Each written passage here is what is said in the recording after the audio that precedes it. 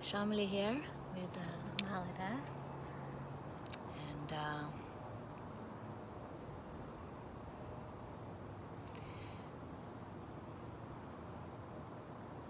it feels as if we are, as a field, as the global field of women exploring awake consciousness through the female form.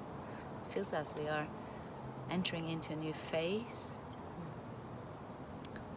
which does not negate or erase, of course, all the practice and all the wisdom gathered from our ancestors and our own practice.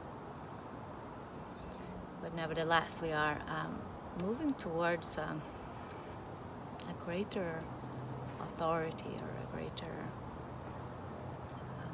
reclamation of our seat, our relationship to Goddess, not as something outside ourselves or something only found in the books or in the traditions.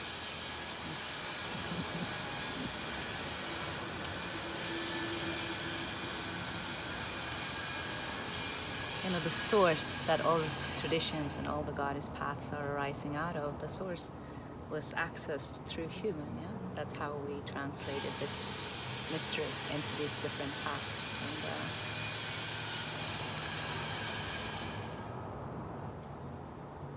And here we are, having prepared our vessel and our instrument in order to also access that source. And how does this source want to express itself today? What is it that we are making ourselves willing to express and transmit? And how do we stay rooted in that direct connection? That's what we are exploring. And one thing I was thinking, Maleda, I was thinking yesterday, we went to the river yesterday, and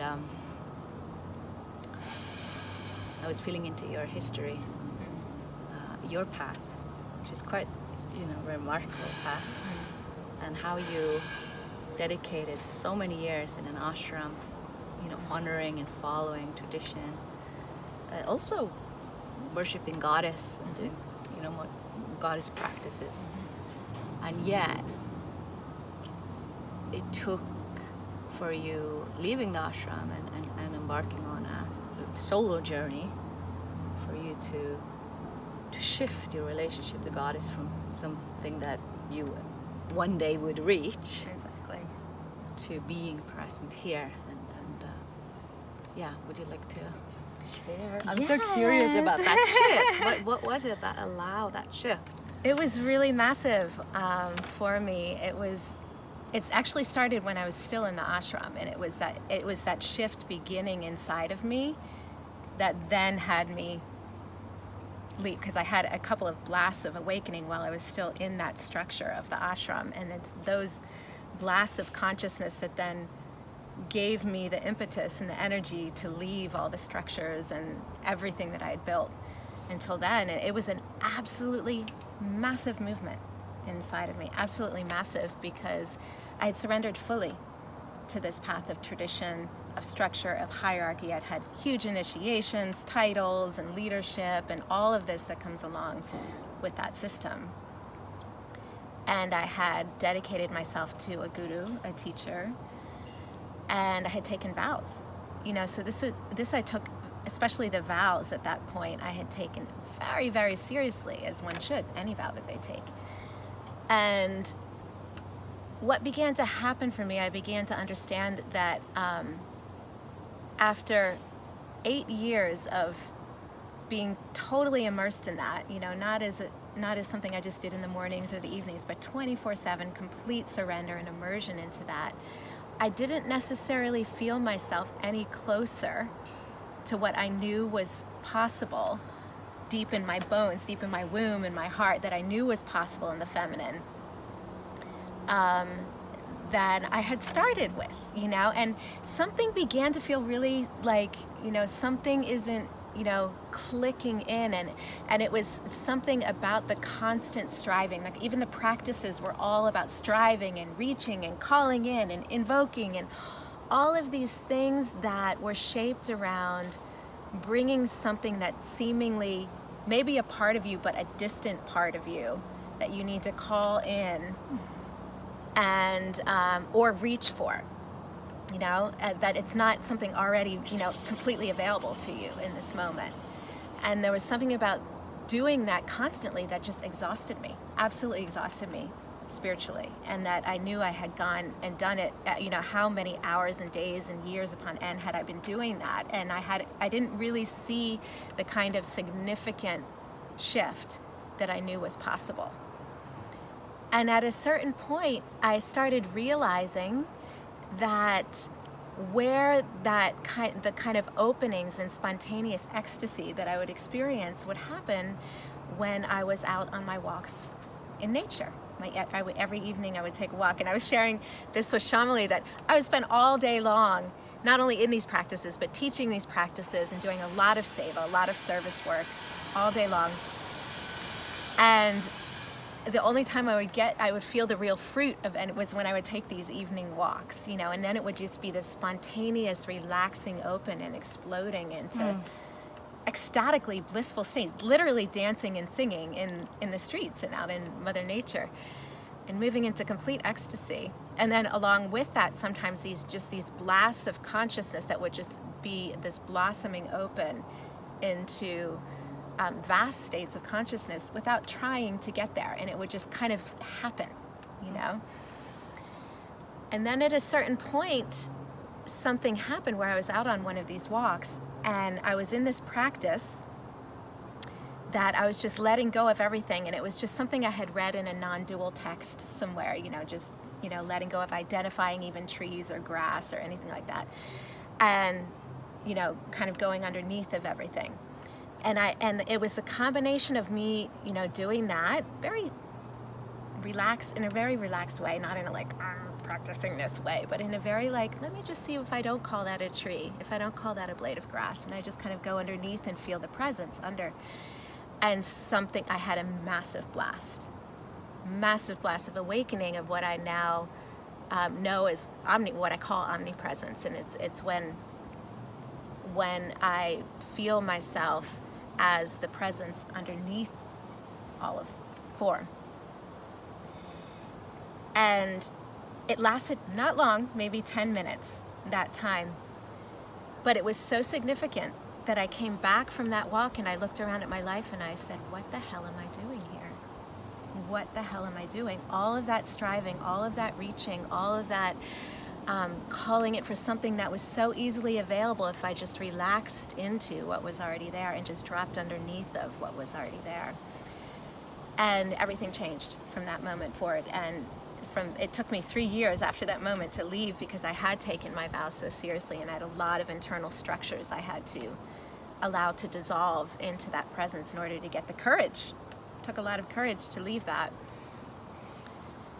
And I knew when I left that I was leaving not only that particular structure, but all structures like that. It was very intentional that this was a time for me to, all the books I had consumed, which were hundreds and hundreds of spiritual books, all of the teachings of my teacher whispering in my ear, this is how you get to enlightenment, this is how you do this and that, all of that had to fall away. And I had to just see what would naturally arise if I just went into deep presence like that again. And so after I left the ashram, I went and did that systematically for months afterwards. And I went on deep retreat in Lake Titicaca, Bolivia, and I gave myself that gift of just doing that and sitting there day after day, communing with the lake and letting all the internal structures fall away of what, even though I think a lot of times we build concepts around what happens when you awaken, what it's going to feel like, what it's going to look like. Suddenly you're going to have a halo over your head and you're going to be like, you know, revered on the streets and everyone's going to know you're like this enlightened master, you know. All of these pictures and images that we get in our heads, you know, even that you're going to suddenly blast open and you're going to be swimming in light, you know, all these stories we hear, you know. of all the masters that tell their stories about how, and so then you start thinking that's it's gonna, and if that doesn't happen, it's not happening, which is a big trap. So I let all those stories fall away, everyone's description of it, everything that I had ever learned systematically just crumble away inside of me.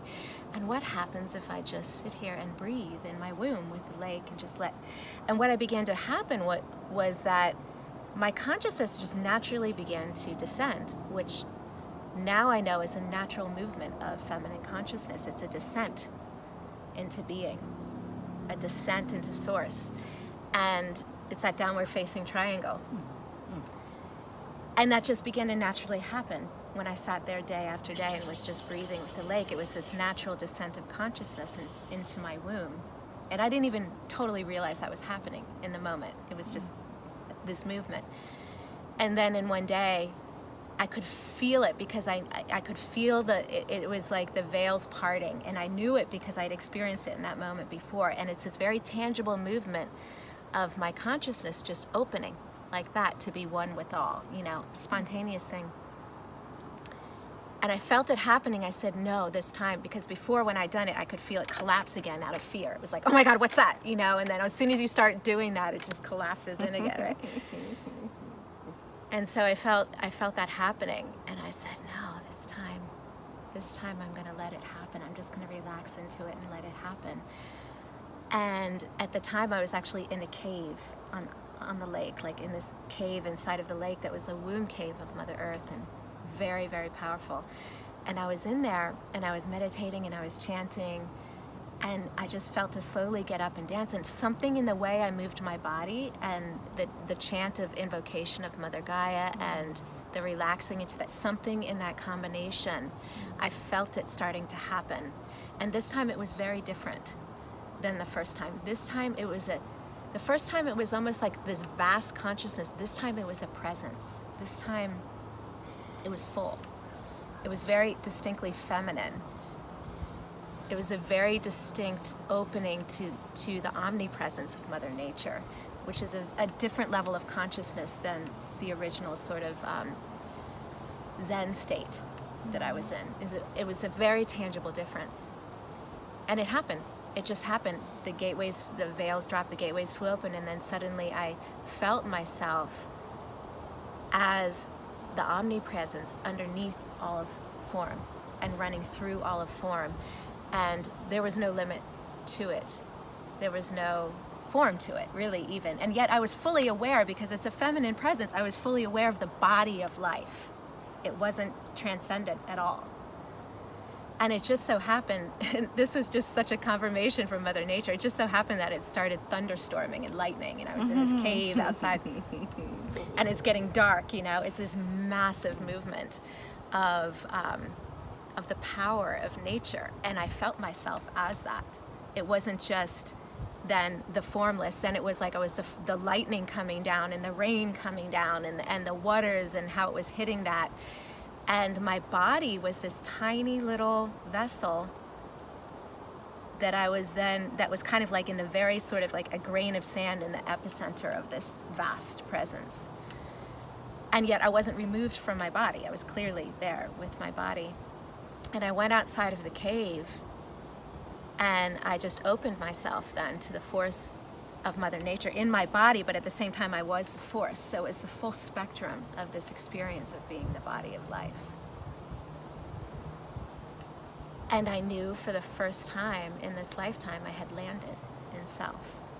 I said, this is everything that I was striving for, that I was efforting for, that I was trying to make happen before, was available when I just completely went into that non-contrived state and relaxed into myself.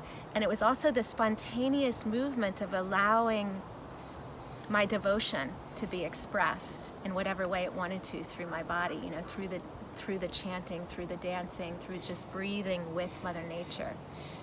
And that's what blasted me open into what I call the state of omnipresence, feminine omnipresence. And that lasted for days, you know, that particular opening, and has never truly left to this moment. So even when it comes back to, you know, when a layer of healing needs to be arised at the different levels of the full spectrum of who we are, that never really totally goes away, and that's the difference. And then all of the human layers that need to heal, and all of the deep soul pain from the ages and all of that, as it arises layer by layer, it's held within that presence. It's never that agony of separation, that yearning to merge, that yearning to be one with her is then alchemized into greater and greater states of that. But it never goes into the full agony of separation, has never since then again. Yeah. I want to just I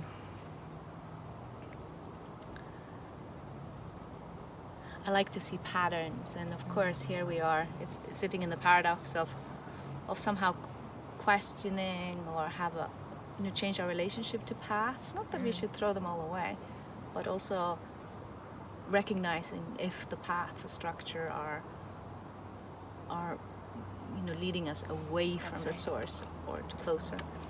And I just want to highlight some of the things from your story, just knowing that every path is unique, is intimately experienced through each one of us uniquely. There are still some archetypal maps or patterns that I recognize in your unique story, and I just want to highlight them. So the first that comes to me, the first kind of Shakti key or signpost, first crossroad, was first of all, you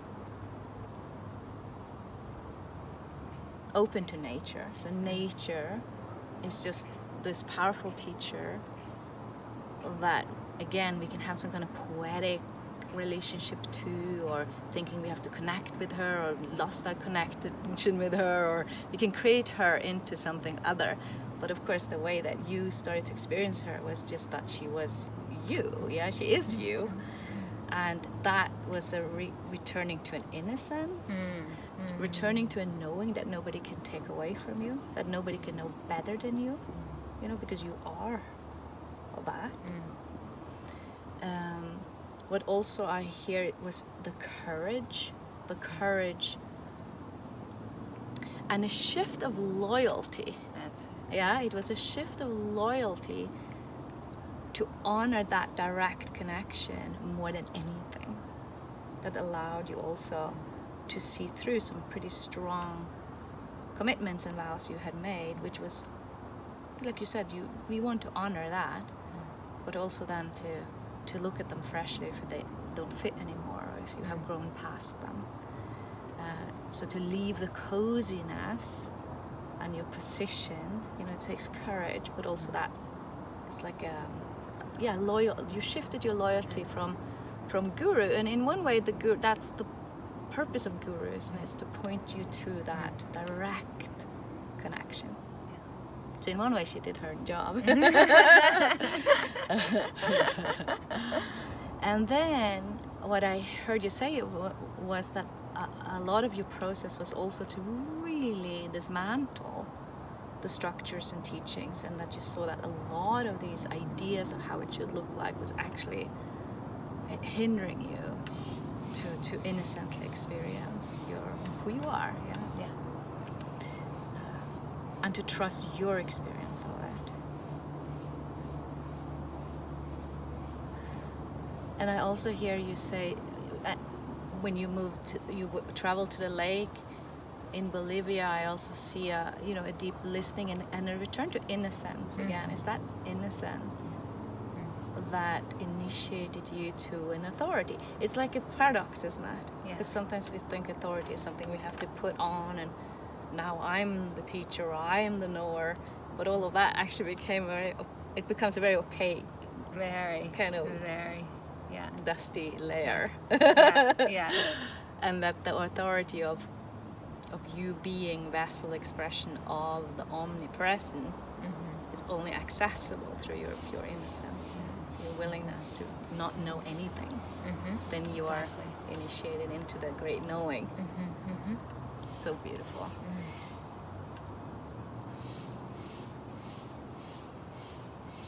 And then what also comes to me is to honor, and I think this is it's a huge point for many of us, is that many of us have, you know, I would assume actually that all of us have these glimpses with the veiled parts. We have that recognition, reconnection with who we are. And then what happens next is important. Yeah, what is it? What do you do with it? Yeah, that moment, are you making it into an experience? All experiences come and go.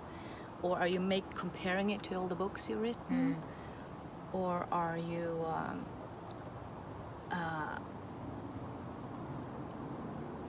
clinging or grasping? And this is what do you do with that experience? And one of the things I get from you is that was so strong that you could not honor that, yeah, and make that the center point of your life. And that changes everything, because then you move into the next moment from that experience, not like, oh, I had this great experience, and then you begin to conceptualize it or put it into boxes, and it slips out of your hands, and then you are seeking again. Or you think that, oh, this looked very different than what I read in a book. It can't be the real that deal. one's big. Yeah, exactly. That one's big. Yeah. And then you move into the trap, in the hamster wheel again. Right. And also one thing that I just remembered that I also heard you say was that what happened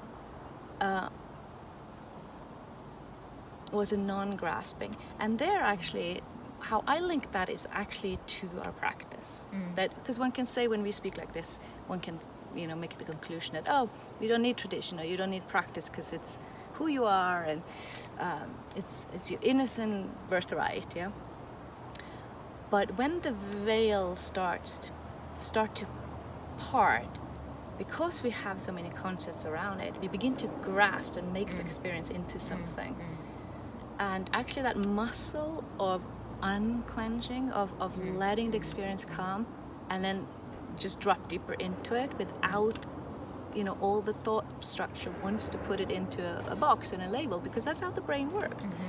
And actually that to train the muscle of ungrasping, I would say, is the purpose of spiritual practice. Very well said. Yeah, because when it happens. So in that feels really, really important, what you just said about the non-grasping, because that was so significant.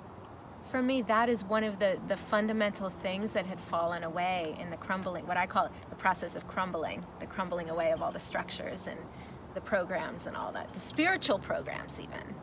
I'm talking about, not just the conditions of society and all that. I'm talking about spiritual programs that we take on. That is supposed to look a certain way, and it happens through this tradition or that tradition or whatever, all of those things too.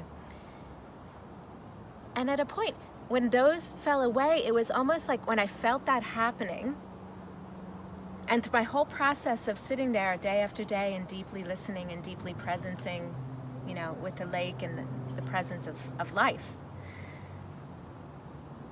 it was this movement towards what feels good, not what's supposed to be. It was just like, oh, that feels really good if I just relax that out, and what if I just relax where I'm clenching right there, or what if I relax that concept out? And it felt so incredibly liberating, so incredibly tangibly freeing, that I just kept doing it with everything that arose, all spiritual concepts that arose, all of the structures, all of the grasping on what awakening looks like, or the ideas I had around that. The more I relax that, as you say, the clenching around it, when I relax that, to really, really presence how incredibly good it felt. That's what kept me going. That's what kept me sitting there and doing that day after day. That's beautiful. Yeah, I think it's really important in our activities as we awaken to really presence how good it feels when we heal something, when we free something, when we open to something, because that gives us the impetus to keep going. Yes. Yeah. One thing that comes to me is this about how these structures or concepts of awakening are helpful, as a means to communicate, but in our awakening process they can become hindrances if we are more loyal to them than the actual experience. And then to see that the structures and concepts of spiritual awakening, it's actually quite a trap, especially for women, because those role models and symbols of awakening were created for men, by men. So you will guaranteed fail if you are comparing yourself to that. That's right. But then, out of that pain, I remember in the beginning when we were starting to practice in the women's circle, we very much came out of this longing to create our own models of awakening, our own concepts of awakening. But looking a little bit closer at the field today, we can see that again has also become a trap of how the woman yogini priestess should look like, how the goddess should look like, and it's a certain kind of Instagram friendly look that we all are gluing onto, and inevitably begin to comparing ourselves with, and we are back in the same trap. So you see that it's the same pattern, it's the same construct, it just has now goddessy clothes on, but it's the same machinery that we have to be awake to. Is when it comes down to it, it's you and her. That's it. Nothing else matters. If you really, really are ready, to cross that threshold, that's the place we have to get to. That's the yumminess, where it's like nothing else matters. I don't care, if some guru should walk up to me and say, "You're not awakened, what are you talking?" I'd be like, "I'm exactly where I've always wanted to be. That's all I know. I don't know what you call that thing, but I definitely don't use the word enlightened, because I actually do think that's a very particular place, a realm of consciousness that people go into that I don't really work with that, because I think it's very mind-based, masculine-based, and it's not the ultimate fruit of the feminine path. I don't feel that that's the fruit. And what happened was, at one point when I was sitting there on the beach, and I never had this question again. Do you remember yesterday I was saying to you, sometimes I need to explore possibilities, and then as soon as I try it and it doesn't work, then I don't like it, and it's off my list. The question is off my list forever. So this is exactly that on this domain. I was sitting there on the beach, and I remembered that first awakening that I had, which was much more of a Zen sort of empty masculine state, right? And the one which I'm ever grateful for, because that actually gave me the energy to leave what I was in. And yet it wasn't it. It wasn't it. It wasn't. It was like it was on its way to it, but it wasn't it for me. And so I was sitting there on the beach, and I actually tried that on again. I said, let me go to that place I was and see if that's it, And I did that. I went back to that zone I was in, or that realm or state of consciousness, whatever you want to call it, I was in. And I tried it on again, and I said, this isn't it. This isn't what makes me feel like this is it. I've landed so fully in myself. I don't want anything else. That place didn't give me that. The place of emptiness, of Zen, of just, it was, don't get me wrong, I'd rather have that than than the full closure, And yet it wasn't it. It was only when I opened to the fullness of the presence of the body of life that it was it for me. And it's a feeling that is so non-mental, so non-analytical. You just know it because you feel your whole being sitting in that seat of, oh my God, this is it. This is who I am. And nothing else matters in that place. You don't care what anybody says about what awakening is, enlightenment, whatever. It doesn't matter because you're in it for you. And I do honestly feel that different people, there's the masculine and feminine, but there's also different paths, and I do feel that there's different states of awakening and sort of realms of consciousness to move into, and that each one of us are designed to realize one of those realms, or all of those realms, which I call the Great Mother Consciousness, which is everything, all encompassing every realm of consciousness, every realm of being, from the most exalted states of cosmic consciousness down to the cells of our body. That for me is Great Mother, you know, and that's what I know I'm here to realize, you know. So it's like, and everything falls within that. So I don't discount any of those other things. I think they're equally as valuable to the tapestry of life, you know. And yet for me, it's not it until it's the full spectrum of the body of life, the full spectrum of consciousness, a full spectrum of love and beingness. That's beautiful. And I think that is it's a very helpful framework to bring with us into this new phase of awakening, that is not so often given to us in the maps available, is the integration part and the full spectrum of her expression, that there's nothing outside her, because then we don't fall into the trap and things are contracted or stuck and sticky, to interpret that as other than, or, oh, I've lost her. Yeah, we have a framework to hold that, oh, even when it's this sticky stuck, I'm never thrown out of her. Like you said, you don't have that agony of separation. Even when life is painful, which it's bound to be sometimes, yeah? And that's the trap that many of us find ourselves like, I got it, I lost it. Yeah. I got it, I lost it. Which is, again, it's just a machinery that has no end. It has no end. You cannot fix that within that realm. Yeah.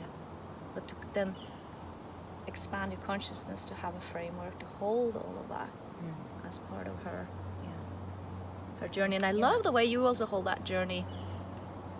I love the way you hold your seed. That it's not only to experience her or to realize her as you and in you and in all things, but to also integrate and weave healing into the different contractions that is part of this realm and many other realms, and that you actively do so much healing work. Yeah, that's what I call her activities in life, you know. And depending on, you know, your dharma, those activities are going to be different. You know, like my activities, you know, on the inner realm span from, you know, helping individual souls to heal to planetary healing, and to beyond this planet, to other realms of healing and other levels of dimensions and beings and all of that. But healing is definitely the trajectory from my dharma, you know, and so that's what I call her activities in life. So it's not just a static state of realization. I don't know if there is such a thing anyway, but it's also like, then it kicks in. That didn't kick in for me for a little while after that, across that threshold. My own individual healing kicked in right away and was part of that whole thing moving inside of me. It was part of what I called her reclaiming my soul back unto her, you know, open to the vastness of the full spectrum of her being, and then addressing all of the layers of pain in my soul that didn't realize that yet. And yet that never left, if that makes sense. So it's like gathering her back in. But the larger work of her activities on the planet and the universe, that kicked in after a certain level of soul healing had happened, that I had enough free consciousness and energy to then start looking at how else can I serve from all of these ways that I've learned how to heal my own soul and my own human experience of life. How does that then apply to the planet, to Mother Gaia, to all of the ways that humanity is polluted and, you know, blocked up her energy channels and prevented her the magnificence of her spirit being in full blossom again, you know, and then beyond that. And all of these were simple unfoldments sort of that began to occur spontaneously within my own individual healing process. So again, it's like I discovered my dharma, my larger dharma, by relaxing into what came naturally to me. Within the throes of my own healing, then something else would piggyback on, like, oh, and look, you know, there's some clearing to do on that land I was on, or this entity needs to be removed from here, and these things, you know. But that was, again, a spontaneous movement of her activities and her consciousness within me that just began to flower open, like this, just blossom that's open. So beautiful. Yeah. I know that you, in your life, you very early took took seriously your longing for freedom, and that you have made your life about that, Yes. following that longing of your heart. But for many women, there is a very strong voice in our collective that tells us that to honoring that longing and wisdom of the heart is somehow narcissistic, or it's selfish, or it is removed from life, it's woo-woo. And I just love, again, to reflect back what you were sharing from your experiences, that to actually establish yourself and plant your roots in that direct experience, and that direct connection to source and her intelligence is social activism. Completely. Yeah, it is to take full responsibility at last. And Yes. it's the Very opposite, well said. and what we sometimes the frameworks we have a hold on that. It's actually to take seriously that wisdom in your heart is what heals us. Yeah. And then you're awake to your full capacities to make a difference. Yeah. I couldn't have done what I do now 10 years ago because I didn't have those. I was too stuck in the programming and the system and the structure to be able to even access the realms of consciousness and healing, essence and all that I can do today, And I very much feel it's activism. Very much feel that. I'm active 24/7 in those realms on the inner planes.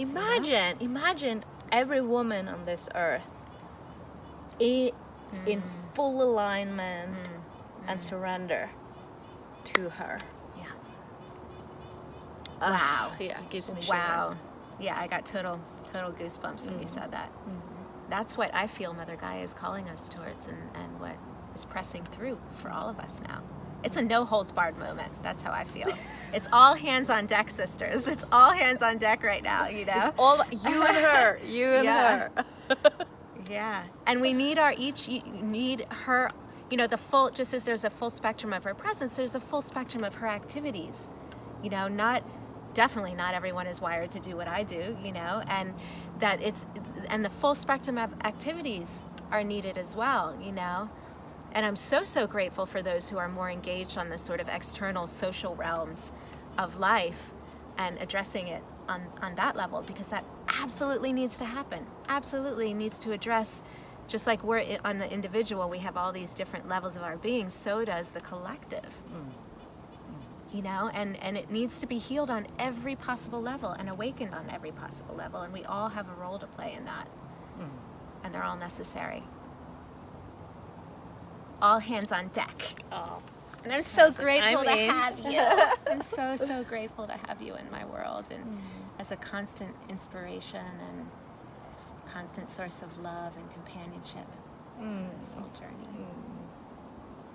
Means a lot, doesn't it? Yeah. To be seen and to be recognized. I feel that